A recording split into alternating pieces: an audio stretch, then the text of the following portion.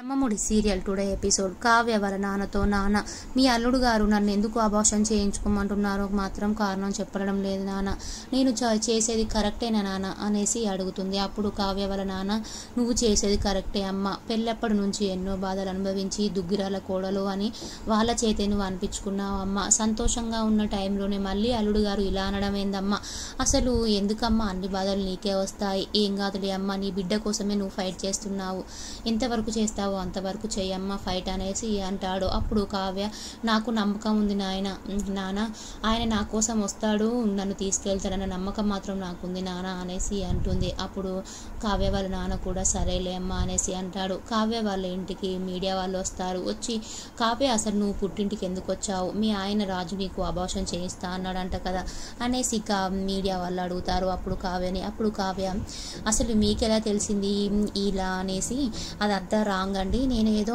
మా పుట్టింటికి 2 రోజులు ఉండిపోదామని వచ్చాను అని కావ్య అంటుంది. కానీ మీడియా మిత్రులు, అదంతా అబద్ధమంట, మాకు బయట తెలిసిన విషయం ఏంటంటే రాజుగారు మిమ్మల్ని అబార్షన్ చేయించుకోమంటున్నారంట అనేసి అంటారు. అప్పుడు కావ్య, లేదండి, అబార్షన్ చేయించుకోమని ఆయన చెప్పలేదు, నేనే వచ్చాను అనేసి అంటుంది. అప్పుడు కనకం, అమ్మ వీళ్ళతోటి మాటలేంటమ్మా, నువ్వు ఇంట్లోకి రాని లోపలికి వెళ్ళి డోర్ వేసుకుంటారు. అప్పుడు మీడియా వాళ్ళు, ఇదంతా మీడియా టీవీలో వస్తుంది.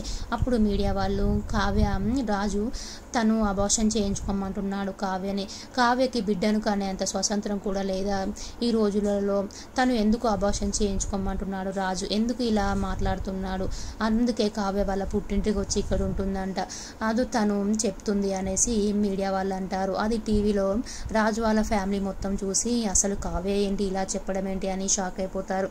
అప్పుడు రుద్రాని లేనిపోని అన్ని ఎక్కించి రాజుకి, చూసావా రాజు కావ్య ఎలా మాట్లాడుతుందో, మన పరువుని తీసేస్తుంది, మన పెద్ద కుటుంబంలో ఉన్న పరువుని మొత్తం తీసేస్తుంది, తనని ఎలాగైనా మనం మాట్లాడి మనం ఇంటికి తీసుకురావాలి అనేసి అంటుంది. అప్పుడు రాజు షాక్ అయిపోతాడు, అసలు కావ్య ఏంటి అలా మాట్లాడడం ఏంటి మీడియా వాళ్ళతో అనేసి షాక్ అయిపోతూ ఉంటాడు. అప్పుడు రుద్రాని అపర్ణ వాళ్ళందరితో కావ్య మీద ఎక్కించి చెప్తుంది.